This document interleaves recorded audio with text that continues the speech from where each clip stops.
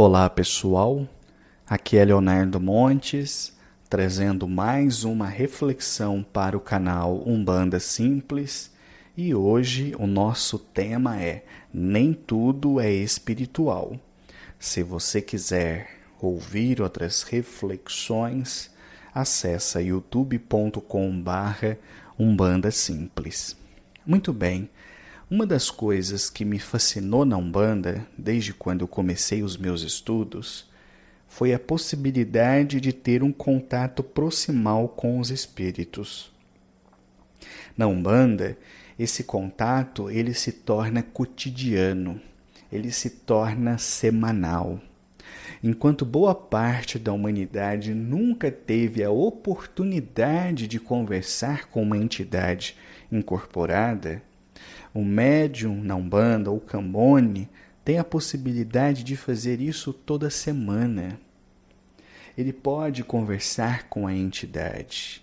Então esse contato com o espiritual se torna cotidiano, faz parte do nosso dia a dia. Isso faz com que muitas pessoas tenham a compreensão errônea de que na Umbanda as pessoas são excessivamente crédulas. Isto é, elas acreditam em tudo. Elas acham que tudo é espiritual. E, de fato, muita gente age assim. Então, convém ter essa reflexão como um alerta, porque nem tudo é espiritual. Quantas vezes, por exemplo, eu já vi pessoas que chegam, às vezes, para mim e falam assim: eu não estou legal hoje, estou com uma dor de cabeça, você pode me dar um passe? Ora, poder eu posso, mas por que você não toma um dipirona? Entendem? Eu tive um sonho hoje.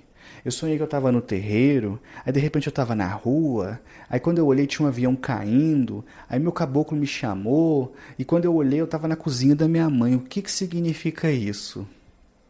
E eu sempre brinco, olha, eu teria que ser realmente um adivinho para conseguir decifrar um sonho assim, né? E não que as entidades não possam transmitir informações através do sonho, elas podem. Contudo, se você está num terreiro, para que ela vai fazer isso? Não é mais fácil ela passar o recado através do médium, e aí o médium chama e conversa no seu ouvido? Será que a entidade precisa te mandar símbolos que parecem, na verdade, uma viagem alucinante ao mundo dos sonhos? Entende o que eu quero dizer? A gente tem que ter os pés no chão. Não é porque nós estamos numa religião que lida com o espiritual, não é porque nós temos a oportunidade de conversar com as entidades toda semana, que tudo que nos aconteça necessariamente tem um fundo espiritual. Às vezes a pessoa não está se sentindo bem porque está começando a ficar gripada. Não é porque está com demanda. Às vezes a pessoa não está dormindo direito porque está preocupada, não é porque está sendo obsidiada. Às vezes a pessoa não conseguiu fazer uma incorporação bacana, não é porque alguém trancou seus guias, mas porque a concentração não estava boa. Então nós temos que entender os fatores humanos, porque eles existem e vão continuar existindo sempre.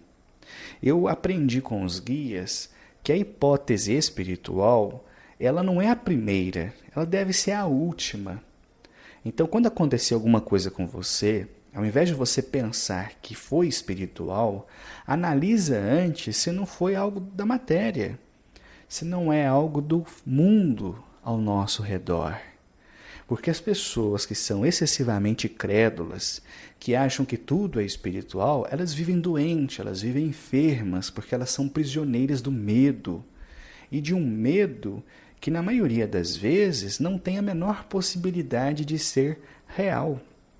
Quantas pessoas eu já vi, por exemplo, que chegam até o terreiro e conversam com a entidade e perguntam: eu quero saber se tem demanda contra mim. A entidade fala: filho, não tem. Mas não é possível, pai, deve ter alguma coisa, porque eu não estou bem, eu não estou dormindo, eu estou passando mal, eu não estou comendo direito. E às vezes não tem nada de espiritual. São problemas psicológicos. É uma fase de estresse que a pessoa está vivendo. É um problema orgânico que ela tem. Entendem? Então, repito, não é porque nós estamos em uma religião que lida com o espiritual que a gente tem que se tornar pessoas bitoladas, pessoas fanáticas e que acham que tudo que acontece na vida tem um fundo espiritual. Não tem. Quantas pessoas, às vezes, eu já conversei que falam assim, apareceu um beija-flor na minha casa, isso é sinal de quê? Entrou uma borboleta na minha casa, isso é sinal de quê? Olha, para mim isso é sinal de que tem natureza onde você mora, né? Que a cidade não conseguiu destruir a natureza. Agora, por que que um guia ia precisar de um beija-flor entrar na sua casa? Por que que um guia vai precisar que uma borboleta entre na sua casa para te dar um recado, para te passar uma mensagem? A entidade tem boca. Se ela quiser conversar alguma coisa com você, se ela quiser passar um recado, ela incorpora no terreiro, te chama e te fala.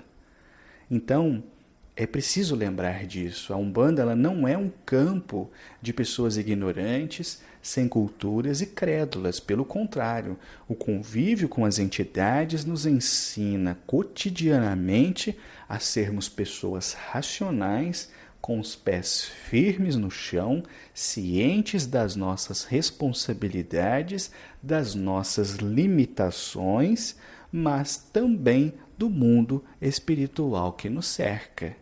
A diferença entre um umbandista consciente e um cético materialista é que este último olha o mundo apenas pelo lado material.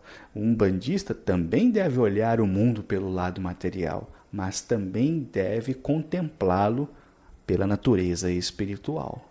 Mas se ele inverte a lógica, se ele acha que é tudo espiritual, daqui a pouco nada para ele é espiritual. Ele não faz distinção entre as coisas.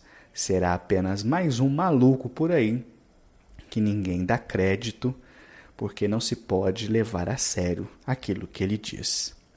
Eu vou parando por aqui. Se você quiser ouvir outras reflexões, youtube.com/Umbanda Simples.